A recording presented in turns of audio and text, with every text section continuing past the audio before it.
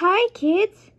Today we're going to be reading a story about Who Was Amelia Earhart by Kate Boehm Jerome, illustrated by David Kane. Sorry if I forgot to read this in a few days, guys, but it's just because I was tired. So anyways, let's begin. Now, let's go. The first one is, who was Amelia Earhart? Well, I'll tell you as well. Amelia Earhart was a pioneer. This doesn't mean she traveled west in a covered wagon or lived in a log cabin. It means she had a special spirit. She liked to be the first to do new things. In the 1920s, Amelia became a pilot. This was in a time when the airplane was still a new invention. Not many people knew how to fly one. It was even more unusual for a woman to fly planes, but Amelia set many flying records to prove that she was the best. Amelia helped start the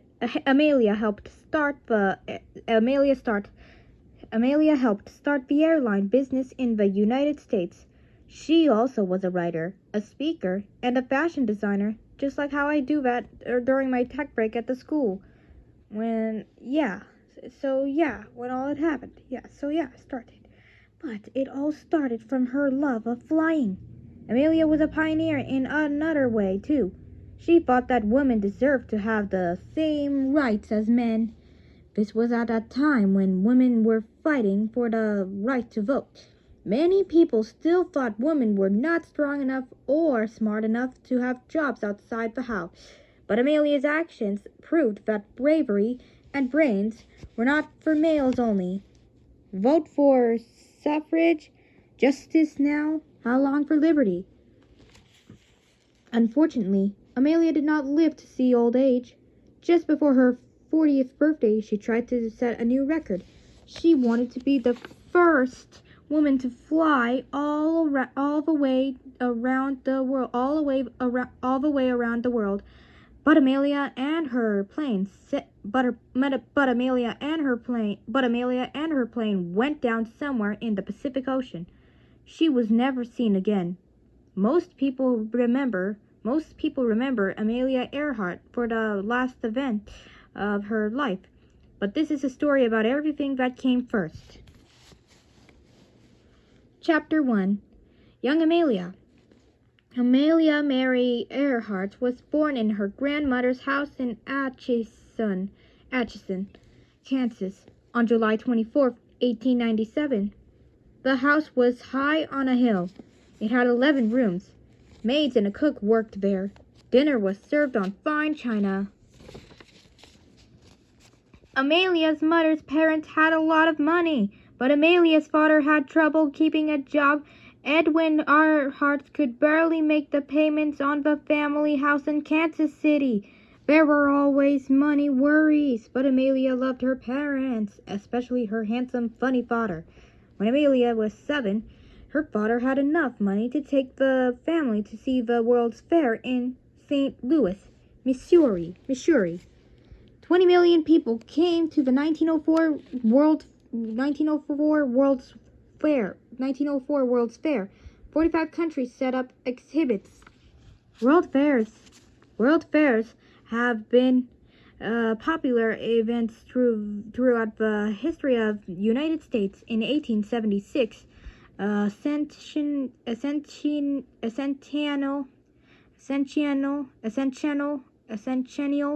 exposition was held in Philadelphia.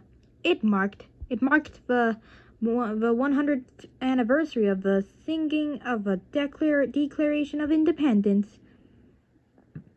10 years in the making, this World's Fair introduced people to many new things. One of the most popular exhibits showed a new machine called the typewriter. In 1893, a fair called the World's Columbian Exposition was held in Chicago. It was a grand event. One area at this fair was the was called the Midway Plaisance. The Midway featured popular entertainment. Here the first Ferris wheel was introduced. It stood 260 feet tall and had 36 cars. It could hold more than 2,000 people. 2,000 people when full. It can hold more than 2,000 people when full. It could hold more than 2,000 people when full. Building the world of tomorrow was the motto of the World's Fair held in New York City in 1933. A popular exhibit at this fair was the Futurama. Similar than the show, which I hate, is Futurama. Visitors sat in moving chairs to get a glimpse of a city in the future. Modern buildings and huge highway systems wowed people of all ages. Another exhibit also got a lot of attention. Here, people stared at a new invention called the television.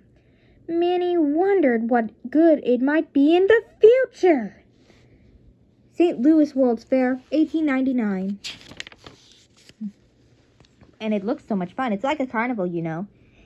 And at the St. Louis Fair, there were Eskimo villages and Japanese gardens. Each nation and state showed something about its own culture.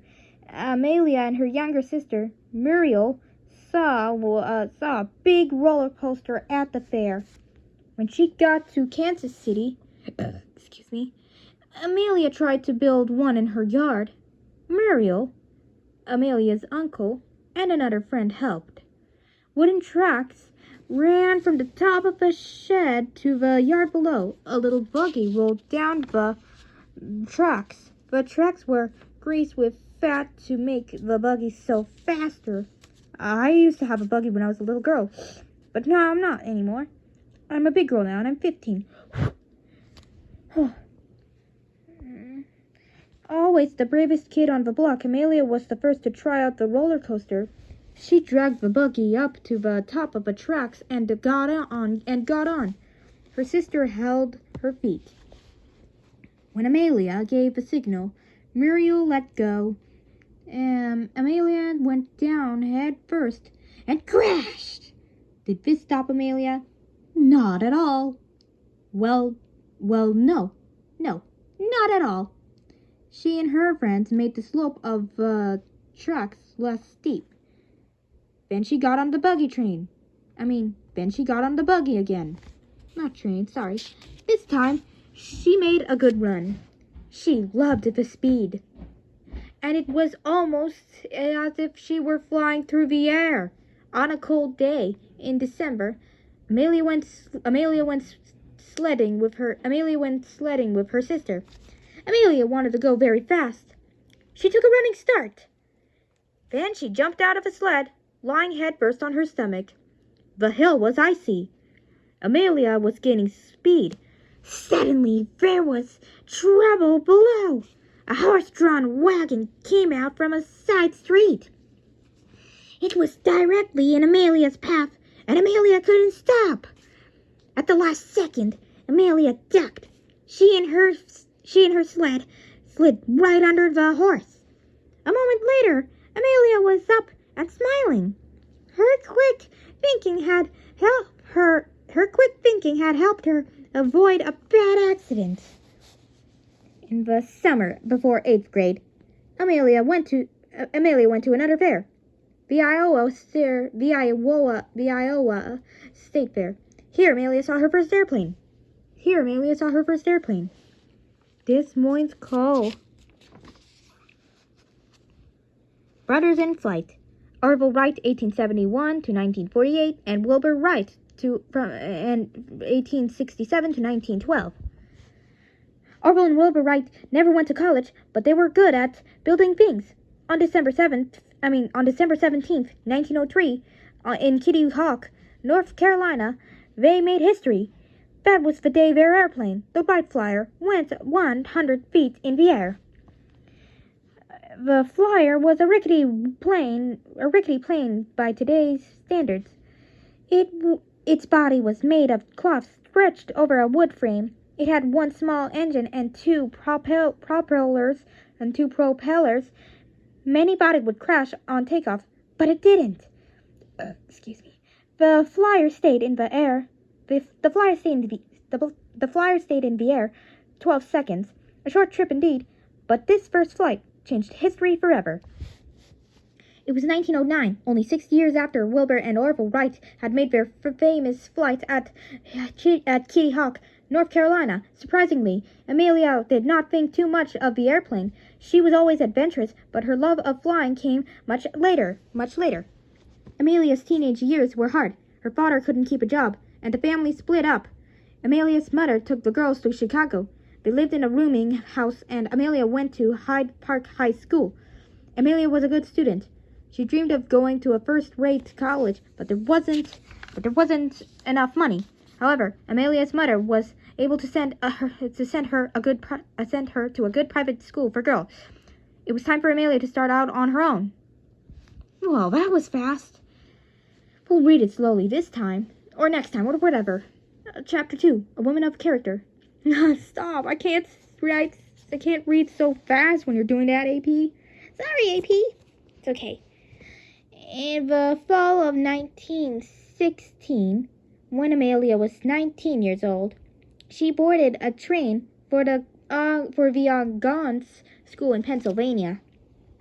Amelia didn't mind going far away from home. She was starting on a new adventure. I love adventures, don't you, kids? Yes. The head of the Algonquin School was a woman named Mrs. Sutherland. At first, Amelia did not like her, but in time, she changed her mind. Mrs. Sutherland was strict but very smart. She had opinions on all sorts of subjects, and although Mrs. Sutherland had had many chances to marry, she never did. Oh dear, oh dear, oh bother, oh bother. Mrs. Sutherland was more interested in her career than a husband. Mrs. Sutherland was an independent woman who made a big impression on her pupils and her eyes. The other students and teachers at Algonquin admired Amelia. She was shy but charming. She was good at fleet. She was also a practical girl. In a letter home to her mother, Amelia wrote, "I don't need spring clothes, so don't worry about sending me money. I know you all need things more than I." Once Amelia even bought hand-me-down shoes from a friend. In her second year, Amelia was elected vice president of her class. Amelia wrote the class motto. She strongly believed in what it said. Honor is the foundation of courage. Honor is the foundation of courage. Courage. How do you pronounce it? Yeah, that's right.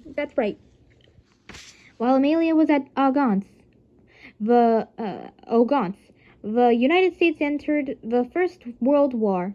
During the Christmas holidays of 1917, Amelia went to Toronto, Canada. Her sister Muriel was in school there. Amelia's mother also joined them.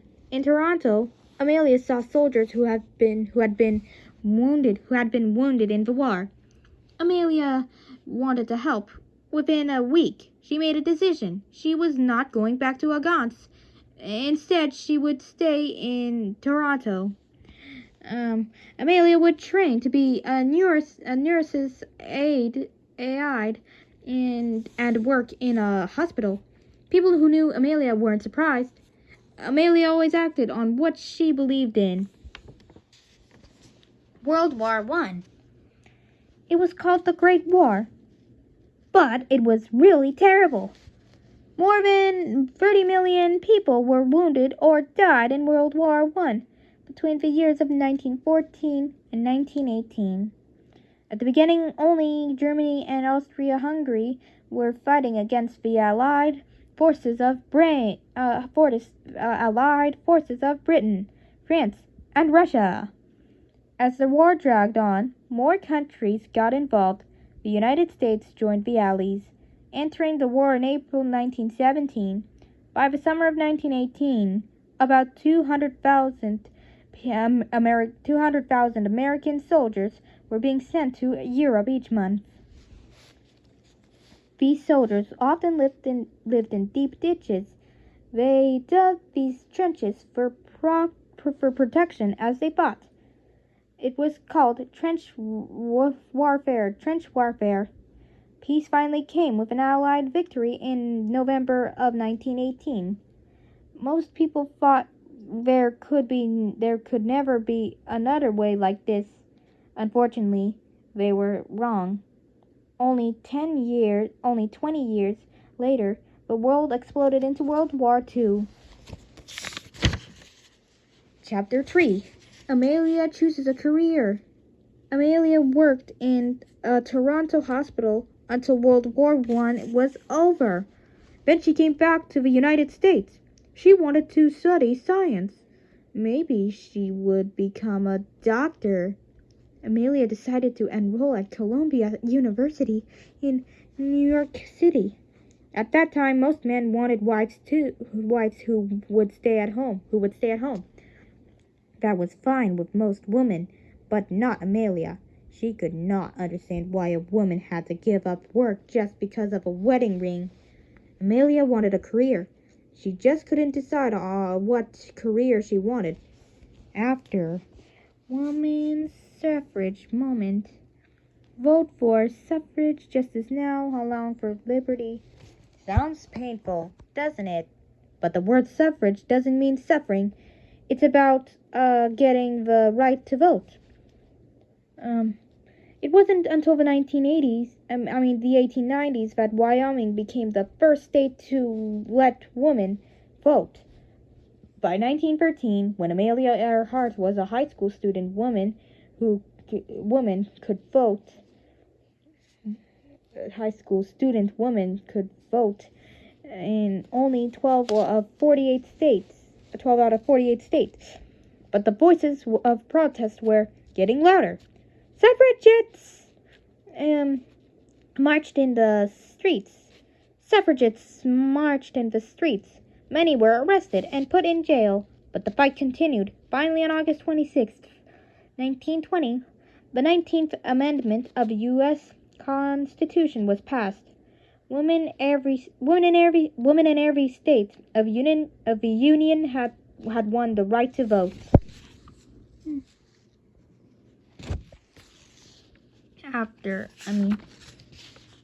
After some time at Columbia, Amelia quit school again. She went to Los Angeles. Amelia's parents were back together again, and she moved in with them. Amelia's family was hoping that Amelia would settle down soon. Amelia was seeing a young man named Sam Chapman. Sam asked Amelia to marry him, but Amelia knew that Sam would not want her to have a career. She said no. Amelia knew what she didn't want. Still, she was drifting. Then, on Christmas Day in 1920, her life changed. 23-year-old Amelia Earhart and her father were with a crowd of people in Long Beach, California. They were all looking up into the sky. Why? An air show was taking place. Pilots raced each other in their planes. You see? They also did incredible tricks like wing walking. Amelia was fascinated. She had just one question. How much would it cost to take flying lessons? Well, at that time, there were no airports or runways as well. Planes took off from big empty fields. 3 days later, Amelia and her dad went to Rogers Field. It was there that she took her first plane ride. And what time is it? Oh, it's 8:53. We better hurry this, alright? The flight was 10 minutes long. The pilot sat in front. Amelia sat behind him. The cockpit was completely open. Amelia and the pilot wore goggles to protect their eyes.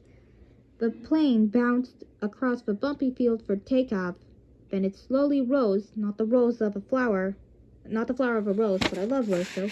Then it slowly rose into the air. Right away, Amelia was hooked. She later said, "As soon as we left the ground, I knew I, myself, had to fly." Amelia was not drifting any longer. From that day on, she had a goal. Amelia was going to become a pilot. At nearby Kinner Airfield, a woman named Nita Snook gave flying lessons. A woman pilot. This was just what Amelia wanted. Nita agreed to teach Amelia to fly. It would cost $1 a minute. In 1921, that was a lot of money, but Amelia was willing to pay. The next day, Amelia arrived for her first flying lesson in riding pants, boots, and a jacket. She had walked 3 miles from the streetcar to the airfield, but she wasn't tired. She was excited that her dream was about to come true. That first day, Amelia only taxied the plane on the ground, but it wasn't long before she was up in the air. Amelia was a good student. She just seemed to know naturally what to do. Nita and Amelia became good friends.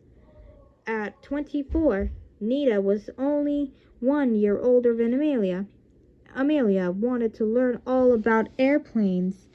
She pestered Nita with questions all the time.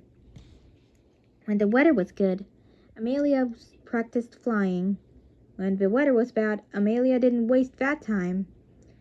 She read and studied about flying. Amelia also learned to repair airplanes. She cut her long hair short. She bought a leather jacket. The jacket was soon wrinkled and oil-stained. Amelia didn't care. Learning about airplanes kept her busy all the time. Soon Amelia wanted her own plane. With her mother's help, Amelia bought a small one at Kinner Airfield. Nita thought the plane was too small to be safe. Amelia ignored her. She had her plane painted yellow, and she named it the Canary. On December, like the canary called Tweety Bird. He's so cute. He has eyelashes like female, from the Looney Tunes and Merry Melody series. On December 15, 1921, Amelia took the test for her license. It was a little less than 1 year from when she took her first lesson, but she passed. Amelia Earhart was now an airplane pilot. Chapter 4. Amelia takes off. With her pilot's license... Stop! With her pilot's license in hand, Amelia flew in some air shows. Most pilots... as I was saying, most pilots were men. Stand there. So a young woman attracted a lot of attention. Amelia didn't like to be on display, but she worked in the shows to earn money. She had to keep on flying. Then Amelia's friend and teacher, Nita Snook, got married. Just as Amelia feared, her friend's flying days were over. Nita would now be a wife and mother. So Amelia needed another instructor. She teamed up with an expert named Monte Montijo. Monte had flown in the army. He also did stunt work flying in the movies. Monte taught Amelia a lot. She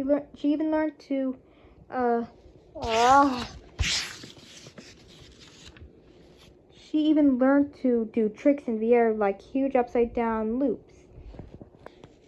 Now she felt like trying for a flying record. Amelia wanted to see how she could go.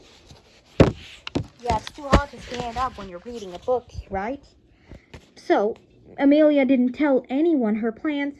She had an instrument put in her plane. It measured how high above ground the plane was.